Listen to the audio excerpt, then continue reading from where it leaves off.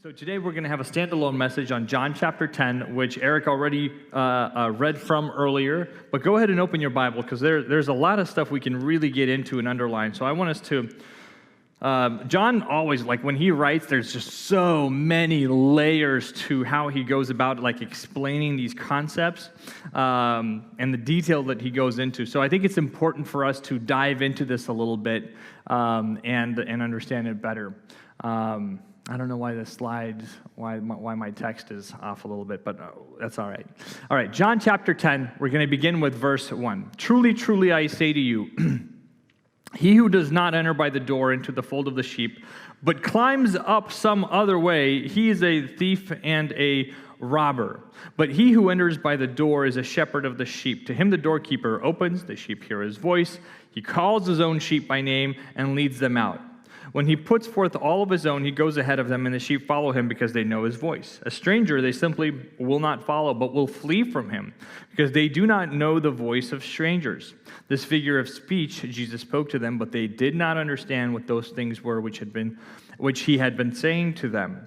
So Jesus said to them again, Truly, truly, I say to you, I am the door of the sheep. All who come before me are thieves and robbers, but the sheep did not hear them.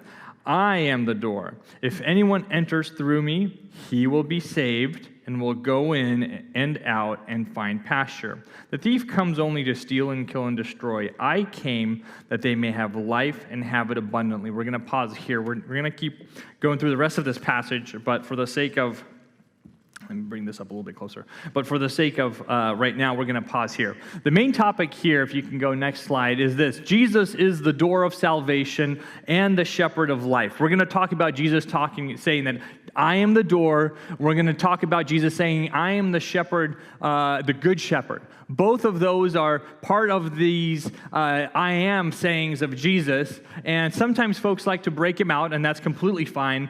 I've chosen kind of to bring them together because they're all part of the same illustration, and to break them apart, we start to lose the context.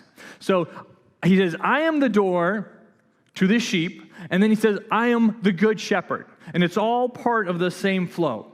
So Jesus is teaching the people, and he's using a very simple illustration, the illustration of a shepherd. It's not a very glorious illustration. It's not. It was very relatable. Everybody knew what that looked like in those times. I don't know if you knew this, but George Washington, Thomas Jefferson, and James Madison, our first, third, and fifth, if I remember correctly, presidents, all raised sheep at some point. So usually, maybe when they were younger or whatnot, but apparently it's a great activity to get into because maybe in the future you could be, you learn a lot from that. Maybe you learn some leadership when you work with these sheep. But again, Jesus brings it back and says, that's not who we're talking about. Right now, we're talking about just a simple shepherd. It's not glorious like being a cowboy, right? Like the people that steer cattle, on the horse, with the whip, with everything, like we romanticize that. That looks great. Nobody's like, oh yeah, the shepherd in the West, getting those sheep in line. Nobody cares about the shepherd. Still to this day, nobody cares. If you look at who does that kind of work still today in the U.S., in other countries, in the U.S., it's usually somebody who, usually they're immigrants from South America or Latin America. They might not know the language well, which many of us can relate to because we might have relatives or somebody in our past who came, to the U.S. and didn't know the language. And what do? You get a blue-collar job, something where you can work with your hands. And they're really smart people because they know how to deal with these animals and get them all in line and do stuff with them. But nobody really like the shepherd. I want to esteem to be the guy out in the field doing the dirty work. It's kind of a lowly job. You really don't, you don't go to trade school. These are really humble, down-to-earth people. In the past, and still today, a lot of times they're from either a poor family, or they might be somebody who's like an older person who can no longer help around the farm or around the ranch, and so they're sent to, okay, why don't you go be with the sheep? Sometimes, and oftentimes in the past, when you had a farm and you had sheep, you would just send your kids out there to be with the sheep. So your youngest son would be the one that would maybe go, or as your kids were young, they would be out with the sheep, and as they grow up, they come help you on the farm, and then you send your next youngest son out there. And that's what happened, if you remember, when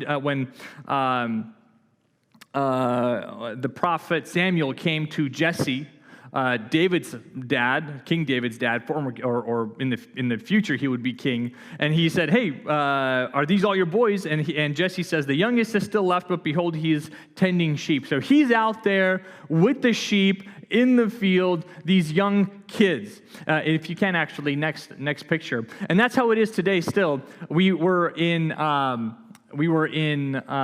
This is Jordan, actually. So this is from our trip in Israel, but Israel doesn't have a lot of sheep these days, but Jordan still does. Jordan is still more of a third world country. There's still a lot of agrarian industries, and so as we're driving, I managed to capture this picture out the bus window, and I know it's hard to see, so you guys can kind of squint, but it is dry. It's like rocks and in the desert, and there's like several hundred sheep, and I have no clue what they're eating, but there's a couple of guys out there. I think one was on a donkey. It was like throwback like 2,000 years, and there's barely any grass. So I really don't know how the sheep survive out there, but that still happens today.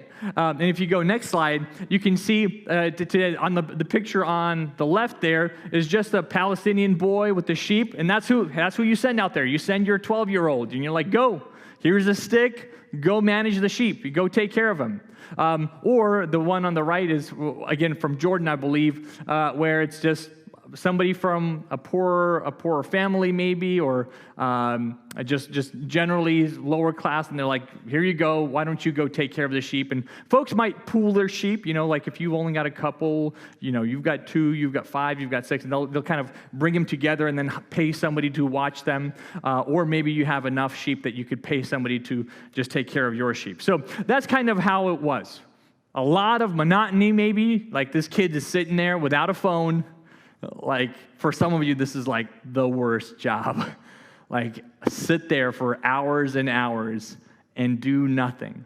And so that's why a lot of shepherds were really good with their hands. They would like make flutes and stuff with reeds and weave baskets and stuff just to pass the time. And so when we hear that King David was a psalmist, he would do music. That was actually very common with shepherds. They would make musical instruments and play them and get really good at that, because there's nothing else to do. So you're just bored out of your mind with these sheep. And so that was the life. There are 4 primary responsibilities, and they can be grouped in different ways. I wanted to quote a modern-day shepherd.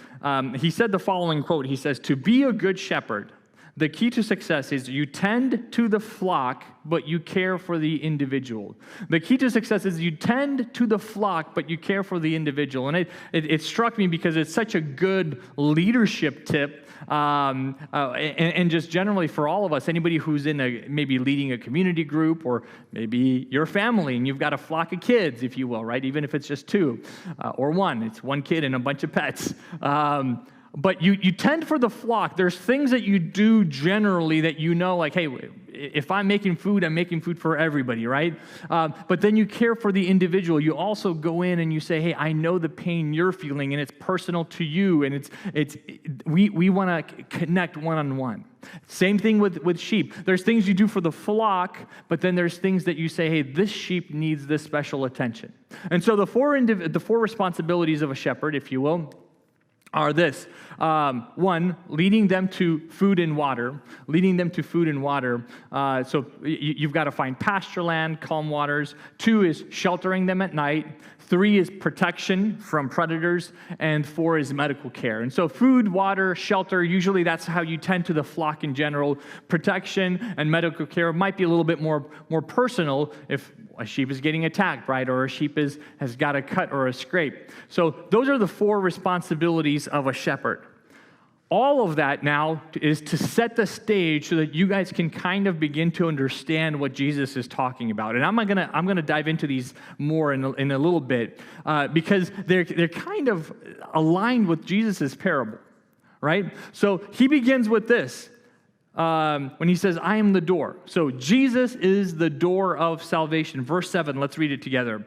So Jesus said to them again, truly I say to you, I am the door of the sheep. All those who came before me are thieves and robbers, but the sheep did not listen to them. I am the door. If anyone enters through me, he will be saved. He will go in and out and find pasture. The thief comes only to steal and kill and destroy. I came so that they would have life and have it abundantly. One of the responsibilities of the shepherd, we've already talked about this, is sheltering the sheep at night. And the way that happened was if you were in the city or close to a town, usually there was a sheepfold that was already built. Israel had a ton of rocks, so you could really quickly set up just a rock fence. You would put the sheep in there, and you would either have somebody that's a night watchman watch them, or you watch them if you were the only one that was available. If you were out and about, because remember, sheep need grass, so you would go long distances to try to find grass for them. Sometimes if you were like, okay, in the springtime, we go to this place. Every year, we go to the same mountains. They would build sheepfolds out there, just simple structures, lots of rock laid out in a circle or in a rectangle, and you had that. Or if you were really out of the way, they would just literally just pile up like weeds and thorns and just weave a really quick barrier. And sheep didn't really need much to keep them together. And so that was it. That was enough to keep them all together so they don't wander. And that's how you sheltered them. A tourist in Syria observed with interest how a shepherd drove all of the sheep into a sheepfold one evening. And he realized that the sheepfold didn't have a gate because in Syria, in the Middle East, anywhere, they don't have a lot of wood. They have a lot of rocks. They can really quickly build walls. But if you put anything that's wood in there, it dries out, it cracks, and then you need to replace it, and there's not a lot of trees to replace it. And so you've got these enclosures that are just have an opening on one side. And so the tourist says, well, what do you mean? Are they going to run out at night? And the shepherd says, no, you don't understand. What I do is I sleep there in the opening. And the sheep, if they want to come out, they're going to have to go through me, which they won't. Or if anybody wants to come in, they have to go through me. I am the door. Now you're beginning to understand the context. I am the door. Anybody if they want to go in or out, they have to go through me. I let them in, I let them out. I am the door to the fold. I shelter them there. They can go in and find rest. They can go out and find pasture. And that's the other part of this. He says if they go out, they will find pasture. That speaks to the second responsibility of the shepherd, which is leading them to food and water. Sheep will stay in one spot. If you leave them alone, they'll usually stay in one spot, and then they'll eat all the grass there. And if you don't take them to another pasture, I found out about this myself this week. If you don't move the sheep to another pasture, if there's maybe some trees or maybe a hill or maybe a stream, the sheep will not go looking for grass. They will stay in that spot together as a herd. It's their protective mechanism. That's how they think. And they'll eat all the grass, and then when there's no grass left, they'll literally start to eat each other's like feces, just excrement, and then they'll just all die. So you need a shepherd to take the sheep from pasture to pasture, to find good grazing land for them so that they can eat. And sometimes that's a full-time job. I mean, like if you saw that picture in Jordan and it's just all dry grass and just there's not a lot to eat, you've got to be constantly looking for, okay, we were here one day, we got to go find someplace else tomorrow. You've got to constantly be moving them. It's sometimes, right? Or sometimes if you're like in Scotland, they have a lot of sheep. It's fine. They have a lot of grass and you don't have to move them around. But in Israel, you did. And then the other thing with sheep is you had to find calm waters for them. Because if you were near a stream where there's a lot of fast-flowing water, sheep it scares them, and they can't drink from a stream that has fast-flowing waters. And so you would either have a pool that you would have to make and let the water kind of float in, or in Israel, where you didn't have a lot of streams, you had wells, and then you would take uncover the well, draw the water, pour it into a trough, and then they could drink from there, and it was calm water. So you can see just how much work goes into providing for the sheep, the pasture, the water, just taking care of them. It's a full-time job. That's why they were hired. Let's go back to the words of Jesus. Now that you kind of have the context, he says, I am the door. If anyone enters through me, he will be saved. What kind of a door is it? What do you mean you're the door? He says, if anyone comes through me, he will be saved. I am the door of salvation. It is not just enter through me to receive glory, enter through me to receive good living. I am the door of salvation, and they will go in and out and find pasture. Why? Because once you've went into that door, that means you're part of the flock. And so that means when you go out, you go with the shepherd, and he will find you good pasture land. Right? You're now in that flock. So that door is the door of salvation. That means once you're in that flock, right? Once you've gone in through that door, once the shepherds accepted you into that flock, we'll talk about that a little bit later, but once you're there, now you're under his care. Now the good shepherd watches over you once you've gone through the door. I want to bring it back to today. Think about all the doors that may have been open to you throughout your life. From early childhood when you had an opportunity to maybe be friends with somebody. But the cost of that friendship would have been maybe your morals. Maybe the cost of that friendship would have been you doing things that could have eventually gotten you into juvie, right? Or detention, or down a path that you shouldn't have gotten into. There might have been doors that promised wealth at the expense of your morals and at the expense of taking advantage of people. There might have been doors that would lead to popularity at the expense of your dignity, the expense of your time. There might have been doors that led to relationships at the expense of your purity, at the expense of getting your life wrapped up in chasing other people. Doors that led to a good time, but there's always a cost. There's always a cost. And the reality is there's so many of those doors open to us, right? Or the way Jesus puts it in Matthew 7, he says, enter through the narrow gate, for the gate that is wide and the way is broad that leads to destruction. And there are many who enter through it. There's another gate that's available. There's another door. And the sheep see that and they love it and they run in. Because it beckons, it calls all of us, our sinful nature, right? Satan knows how to do his job. He is a shepherd of his own, in his own right, if you will. And he'll say, come here, come through this door. I've got something for you. And those doors are presented to us all the time. The world is full of them.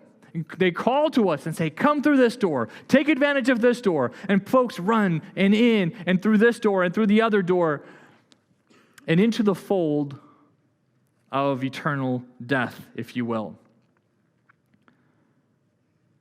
It's wide, Jesus says. There's many of them. On the other side, however, there is not a promise of green pasture and water. It's a promise of running around in the same pasture. That shepherd doesn't lead you to new pastures. He keeps you there. And just like sheep in real life, you sit there and there's no food and there's no water and all you eat is excrement until you die. The door looks great, looks comfortable. The issue is on the other side, there's no pasture land. There's nobody who cares. There is nobody who takes care of you. So it struck me when I was thinking about that, and I was like, man, where do I go? What do I consume immediately in the morning, right? If I am in the good fold with the good shepherd, I get up in the morning and the shepherd beckons me out, right? And he's like, let's go find good food. Let's go get you ready for the day. Let's get you to good pasture land. But if you're in the other fold, you're just consuming what other people put out, to put it nicely.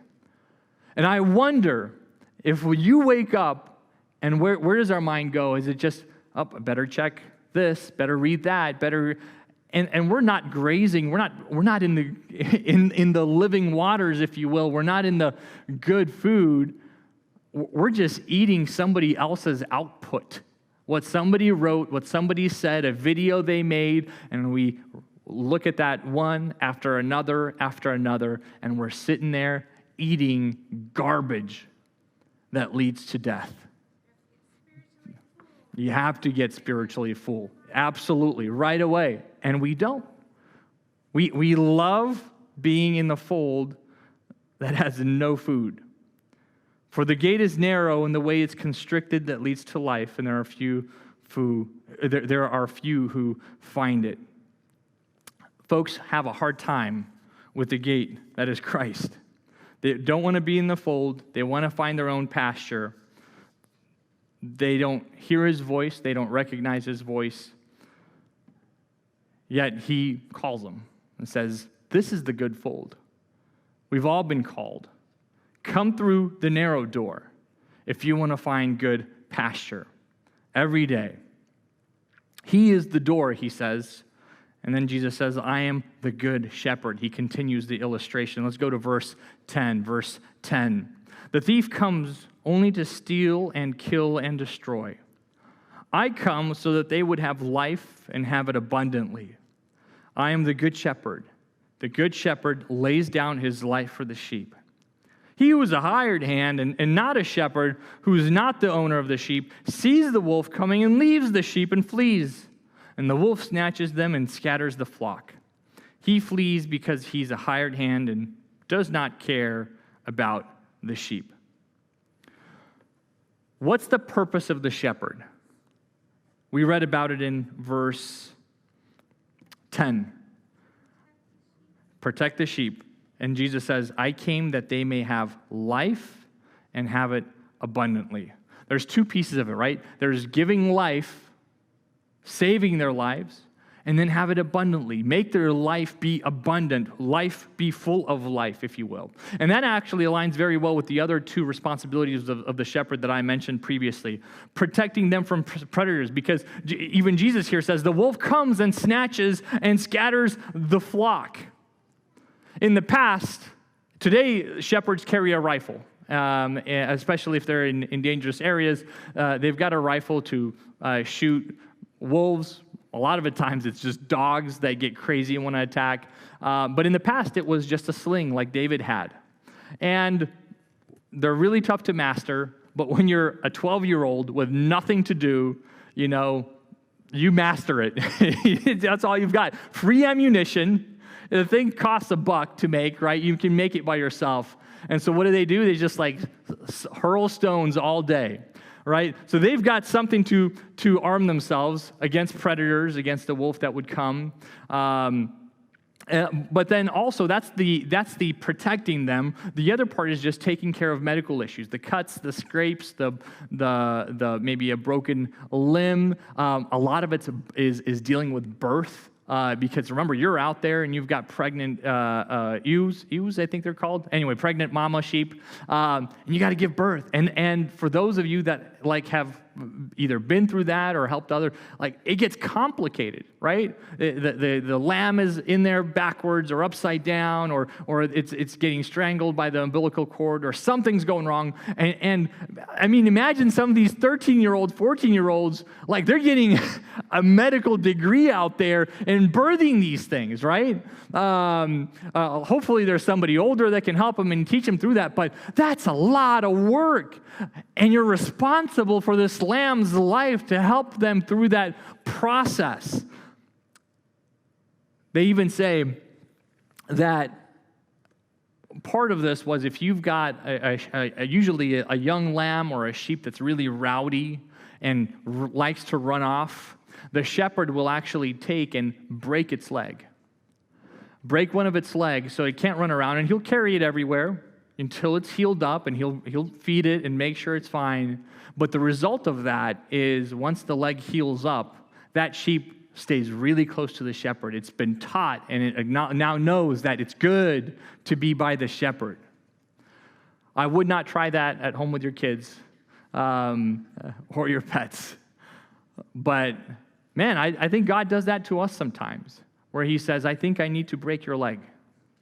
I think I need to help you understand the consequences of running. And in that pain, it's like, God, my leg is broken. You realize it's good to be by the shepherd.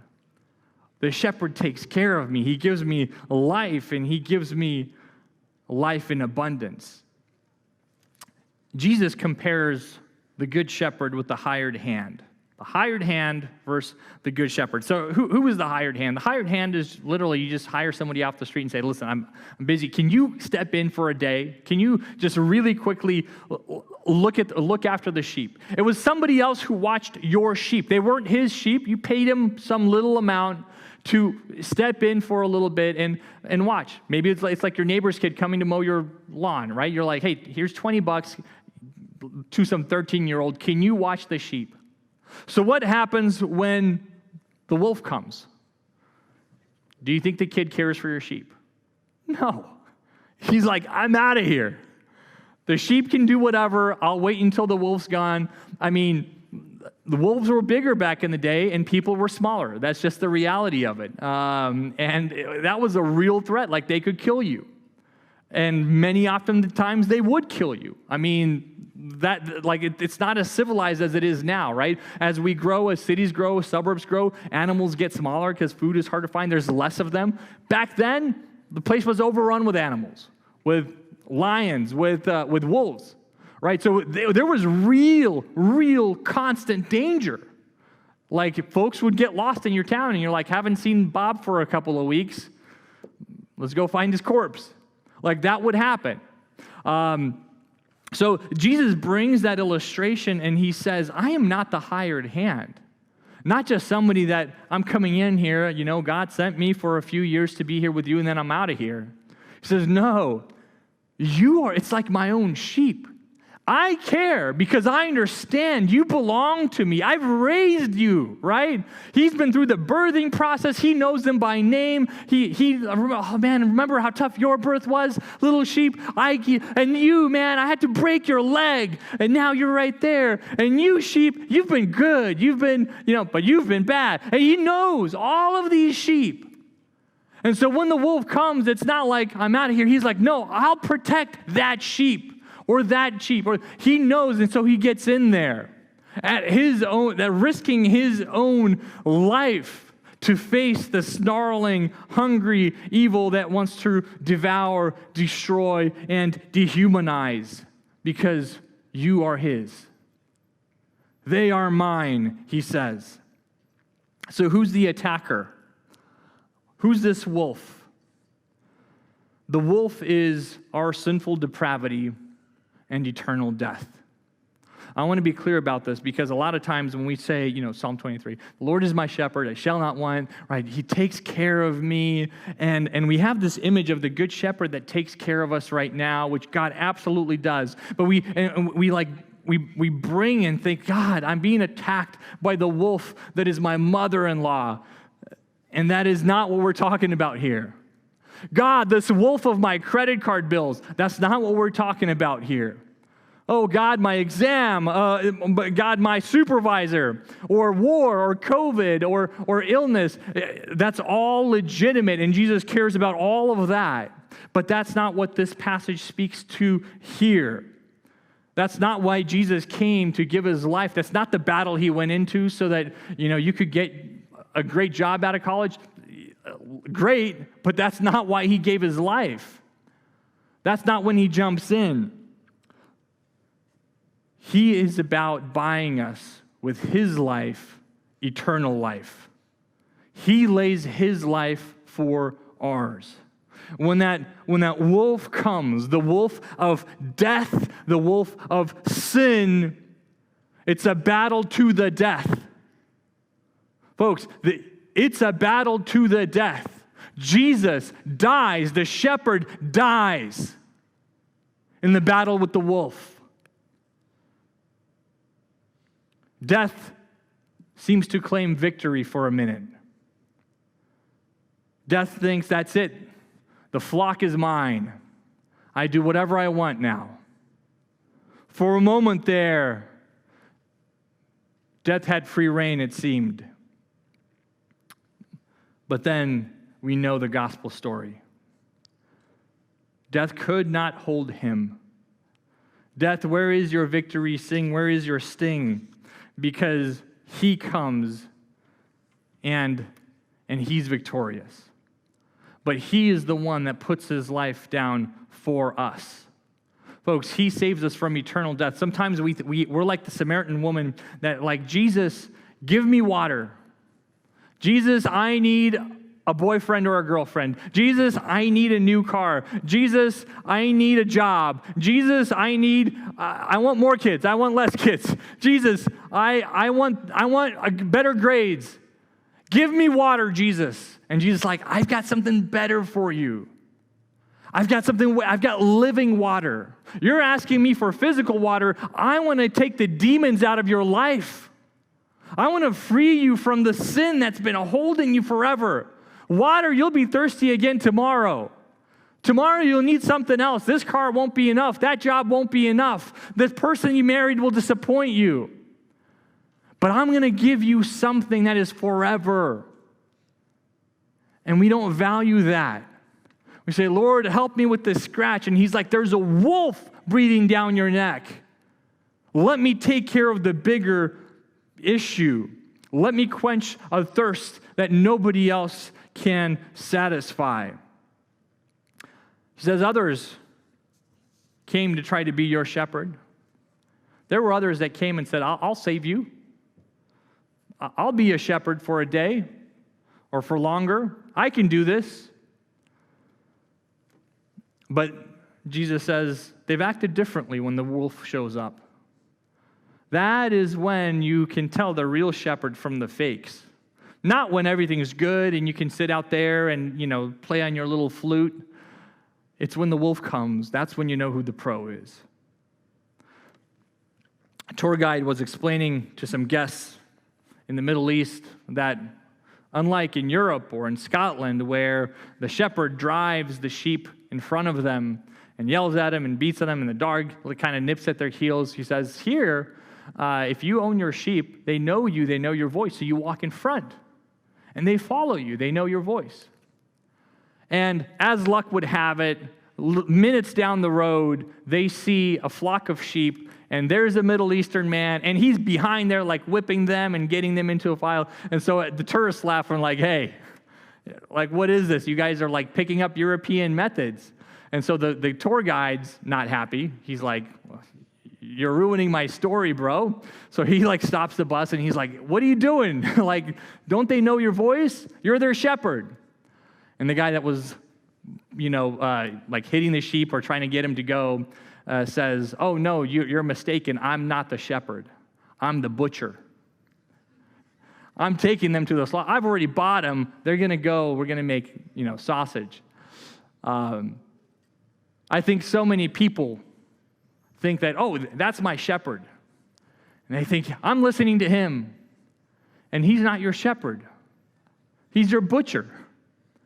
He's there right now to take care of you. He'll pat you and say, oh, you look good. And then he'll take and butcher you. There's so many people that will claim to be Christ, to be the shepherd. The religious leaders of that time, Jesus calls them out specifically, that they can tell you all kinds of things, but they would never put their life down for you. They want you to put your life down for them. They'd love that. They'll take advantage of you. They'll take your money. They'll ask you to buy them their fifth jet. They'll use you. They won't put their money, their life down for you. False teachers today, there's so many of them. They claim to be your savior. They'll show you the way, but they're hired. They're making money off of you, right? There's others today, the philosophers, the atheists, agnostics, and so many others, that will say, well, don't worry, I can be the shepherd, but in this flock, you're free. You don't have to listen to me. There is no wolf. Wolf doesn't exist. You do whatever you want. And that's fine for a second, it seems, right? Oh, wow, freedom. Like, I don't have to be afraid of the wolf anymore, which is great, right? Until the wolf comes, because he's there. Doesn't matter if you ignore him. He's still hungry, and he's still coming. Everybody dies. Everybody is sinful, and therefore the judgment for sin is death. And so it doesn't matter if your shepherd has denied the wolf this whole time, because you'll come face to face with him soon. And so what then? The shepherd runs away. He can't help you. I shared this before. I was listening to a YouTube video that some atheist was, he's got like a whole channel, and, he's like, obviously completely just anti-God everything. And one of his videos was him just emotional, crying, because somebody who was subscribed to his channel, a young lady, was like, well, if there's nothing to live for, if we're just all, happenstance, then why live? And she committed suicide. There's no hope. And so he's obviously doesn't want to take responsibility, but he's like, please don't kill yourself. But what more is there then? If this is it, if there is no purpose to life, you did that, bro. If you try to claim then there is no purpose, there is no hope, you just be you, death is still there. The reality is still reality, and the wolf comes and consumes. The wolf just nibbles away at the flock, and you think, oh, he got that one, he didn't get me today, he'll get you tomorrow. Without the good shepherd, every sheep in the flock gets eaten, every single one. But not Jesus, not the good shepherd, not when he's there. We understand the gospel is Jesus Christ comes and lives with us. He takes on flesh. He lives a perfect life. Then he goes to face the wolf that is death on the cross. And death seems to claim victory over him. In that moment, as the judgment of God pours out on Jesus, as he takes on and accepts the sin of this world, death seems to have won. The wolf stands victorious. The flock seems unguarded. But death could not hold him because it has claimed somebody, the good shepherd, could not die. He has not sinned, right?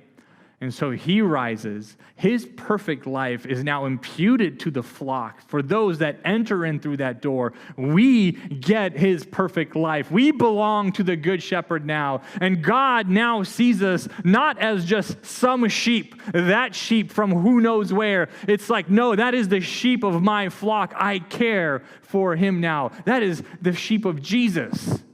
That is now, we're his flock. We are owned by him. The shepherd has put his life down to save you individually, personally. And death no longer has power. As Matt Chandler said, it can gnaw at you a little bit. Jesus knocked its teeth out.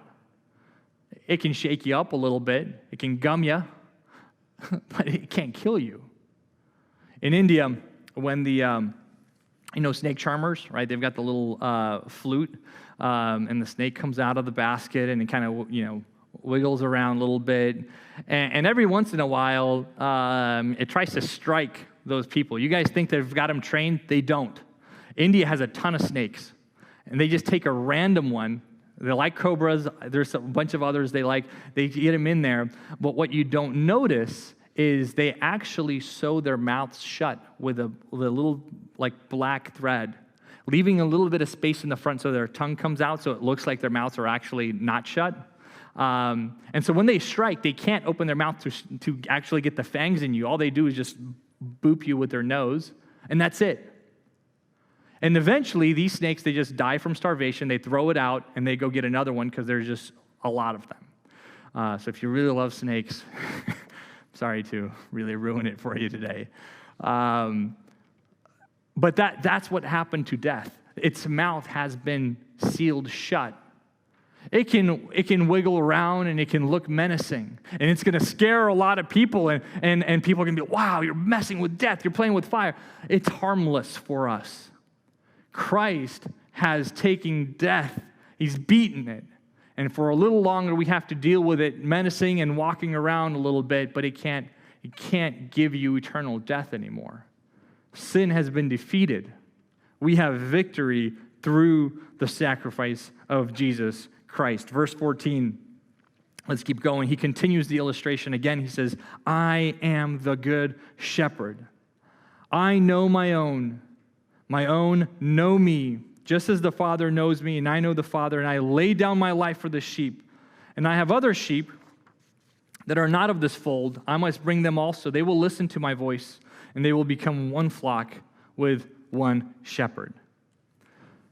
The context here, we have to understand, Jesus is sharing this, and the people that he's talking to, it's 100% ethnic Jews.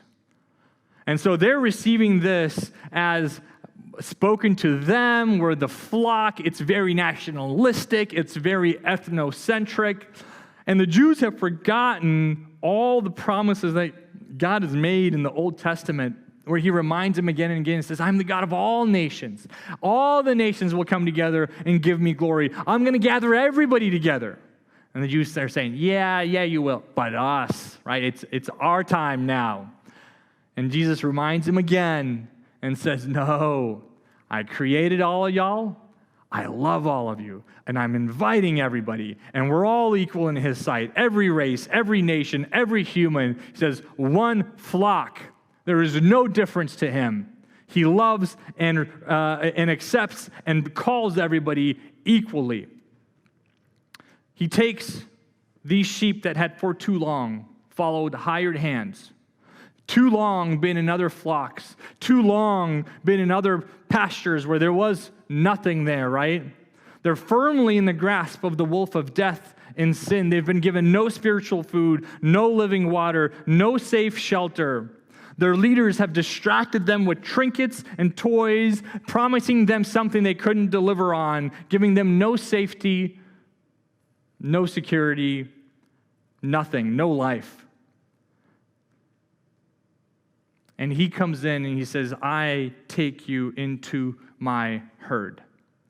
I want to make sure that we're all very clear, the same as it is in real life, same way in spiritual life. There is no sheep that comes in and they're like, that herd looks good, that shepherd looks great, and just comes up and just forces their way into the herd. The owner knows if you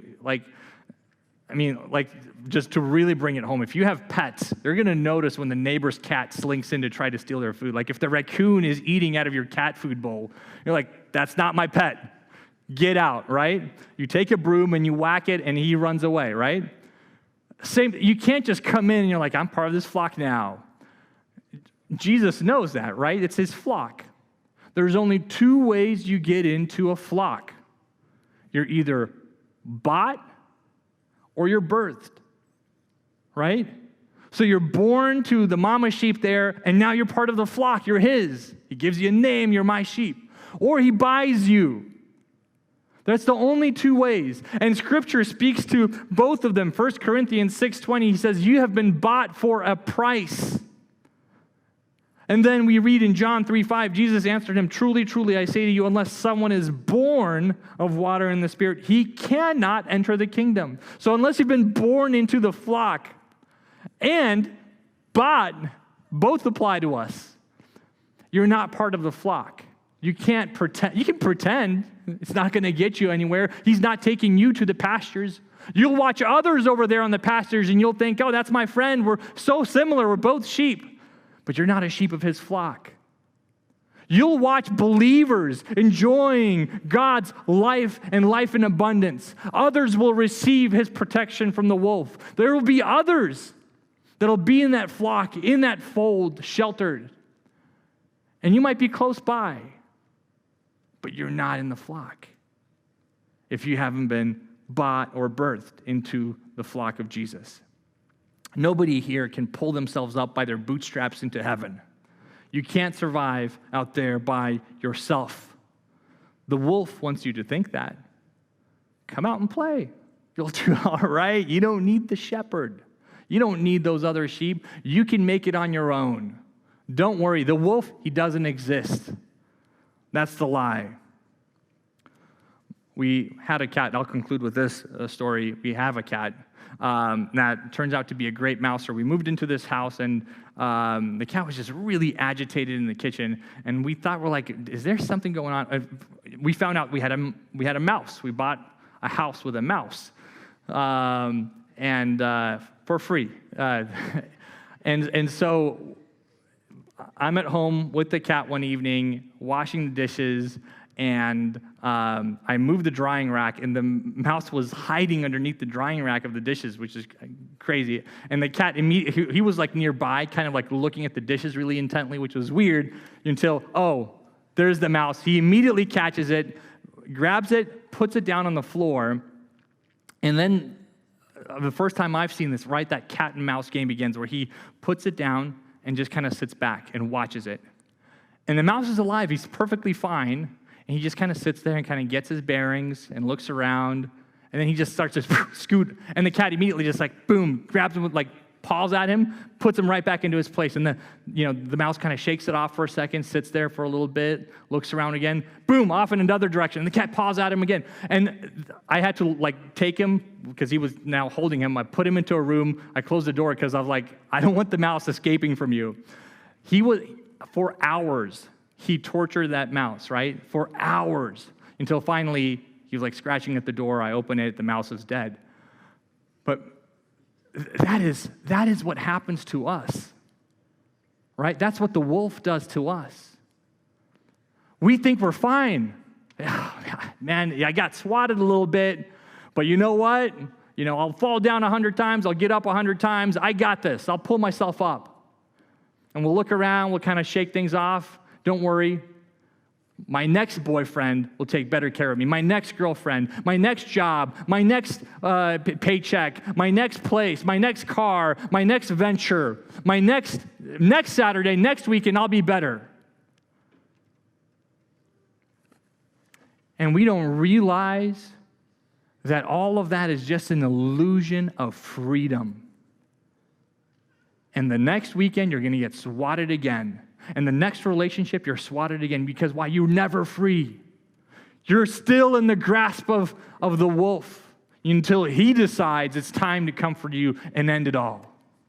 And the mouse thinks he's doing fine, and he's minutes away from his death.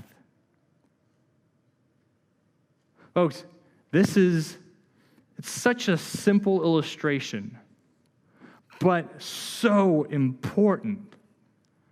As Jesus calls us and says, you need to be sure that you're in the fold. It's a matter of life and death. If you're in the fold, you will have good pasture. You will have life and life in abundance. I am the door of salvation. I am the good shepherd, the shepherd that provides life. Your alternative is temporary freedom that leads to death. Where do we find ourselves today? And for those of you that are, you're like, Lord, thank you. Maybe that's the response today. Lord, I know you take care of me, and I live in your grace, and you gave your life for me. And let's just worship him for that today. This is what this is about. We worship today the death of the shepherd and his resurrection. And if you're still asking yourself, do I need to be in that fold? What's the thing for me?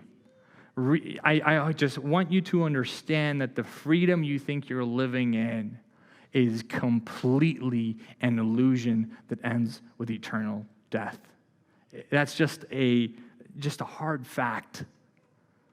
And you can think otherwise because right now it seems different, but it is a hard fact. But the good news is that the Good Shepherd wants to give you eternal life. He wants to give you what you can't find anywhere else. Let's stand. I'll give you a moment for just reflection, for prayer. Maybe you're just coming to God with worship. Maybe you're coming to the shepherd right now with questions. I want you to be secure in understanding if you belong to the shepherd, if you've went in through that door, if you've accepted his guidance and you're obedient to him as he leads you to pastures, as he takes care of you, maybe as he breaks your leg so that you will stay close. Where do you find yourself today? Let's just bow our hearts, and I'll give us just a minute of silent prayer and worship. Father, we thank you today more than anything for your sacrifice. Your body was broken, your blood was spilled in that battle with the wolf of death and eternal damnation and the sin that seeks to conquer us all.